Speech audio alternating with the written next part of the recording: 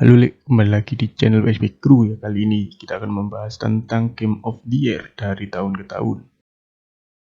Kita mulai dari tahun 2014. Dragon Age Inquisition adalah game video role-playing aksi tahun 2014 yang dikembangkan oleh BioWare dan diterbitkan oleh Electronic Arts sebagai game utama ketiga dalam meralap Dragon Age. Inquisition merupakan sequel dari Dragon Age 2 2011. Biasanya mengikuti karakter pemain yang dikenal sebagai Inquisitor dalam perjalanan untuk menyelesaikan kerusuhan sipil di benua Tedas dan menutup celah misterius di langit yang disebut Bridge yang melepaskan iblis-iblis berbahaya ke dunia. Gameplay Dragon Age Inquisition mirip dengan pendahulunya. Meskipun terdiri dari beberapa dunia, semi terbuka untuk dijelajahi pemain-pemain mengendalikan Inquisitor atau rekan-rekannya, terutama dari perspektif orang ketiga, meskipun sudut pandang kamera dari atas seperti game role-playing tradisional. The Witcher 3 Wild Hunt adalah game role-playing aksi tahun 2015 yang dikembangkan dan diterbitkan oleh CD Projekt. Game ini merupakan sequel dari game tahun 2011 The Witcher 2 Assassin of Kings dan game ketiga dari serial game video The Witcher yang dimainkan di dunia terbuka dan perspektif orang ketiga. Game ini mengikuti seri novel fantasi Witcher karya penulis Polandia Andrzej Sapkowski.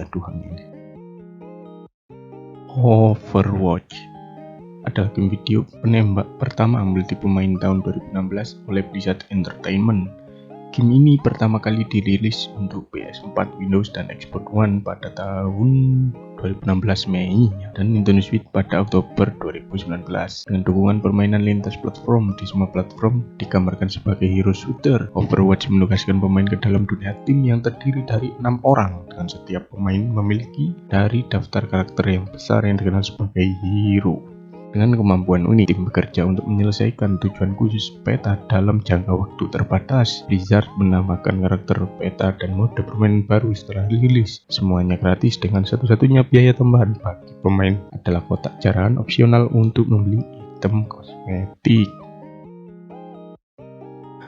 Legend of Zelda Breath of the Wild adalah game aksi petualangan yang dikembangkan oleh Nintendo EPD untuk Wii U dan Nintendo Switch. Berlatar menjelang akhir alur cerita Zelda, game ini mengikuti Link saat ia berusaha menyelamatkan putri Zelda dan mencegah Calamity Ganon menghancurkan dunia. Pemain menjelajah dunia terbuka Hyrule, mengumpulkan item dan menyelesaikan tujuan seperti teka-teki dan misi sampingan.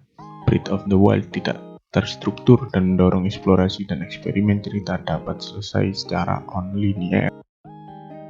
God of War adalah game aksi petualangan tahun 2018 yang dikembangkan oleh Santa Monica Studio dan diterbitkan oleh Sony Interactive Entertainment. Game ini dirilis seluruh dunia untuk PlayStation 4 pada bulan April 2018.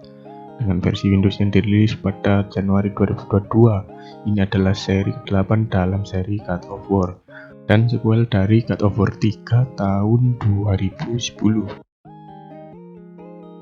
Sekiro Shadow Die Twice adalah game aksi petualangan tahun 2019 dikembangkan oleh From Software. Game ini dirilis di Jepang oleh From Software dan secara internasional oleh Activision untuk PS4, Windows, dan Xbox One pada Maret 2019. Dan untuk Stadia pada Oktober 2020. The Last of Us Part 2 adalah game aksi petualangan tahun 2020 yang dikembangkan oleh Naughty Dog dan diterbitkan oleh Sony Interactive Entertainment. Berlatar 4 tahun setelah The Last of Us Part pertama 2013, game ini berfokus pada dua karakter yang dapat dimainkan di Amerika Serikat pasca apokaliptik yang kehidupannya saling terkait. Ellie yang bertekad membalas dendam atas pembunuhan Joel dan Abby, seorang tentara yang membunuh Joel dan terlibat dalam konflik antar misinya dan sebuah sekte agama. Game ini menggunakan perspektif orang ketiga. Pemain harus melawan musuh manusia dan makhluk mirip zombie dengan senjata api, nyata improvisasi dan taktik sembunyi-sembunyi. It Takes Two adalah game aksi kooperatif tahun 2021 yang dikembangkan oleh Hazelight Studios dan diterbitkan oleh Electronic Arts. Game ini dirilis untuk PS4, PS5, Windows, Xbox One, Xbox X Series pada 2021 dan dirilis untuk Nintendo Switch pada 2022.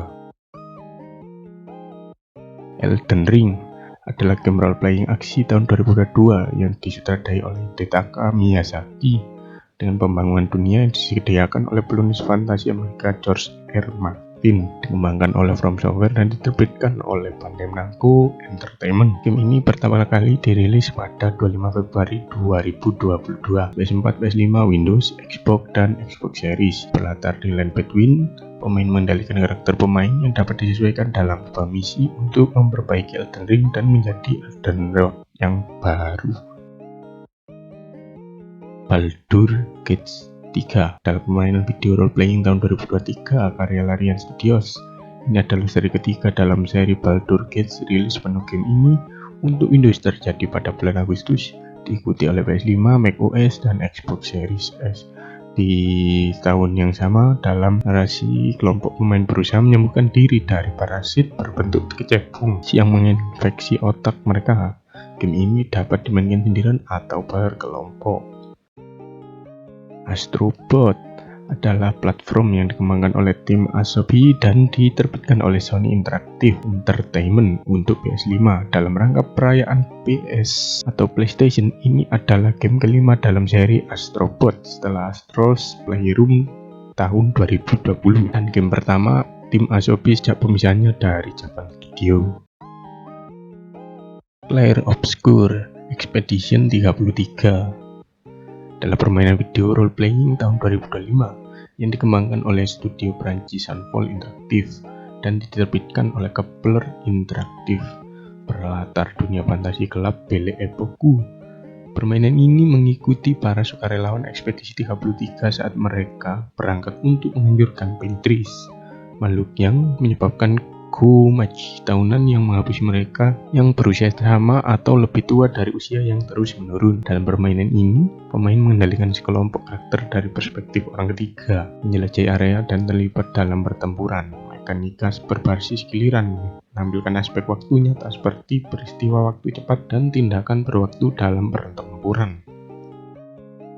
Itulah tadi beberapa game yang memenangkan predikat nomor 1 game terbaik di masanya. Dan apakah kalian tertarik mencoba game tersebut? Jika kalian sudah pernah memainkannya, coba tulis di komen. Dan salam PSP.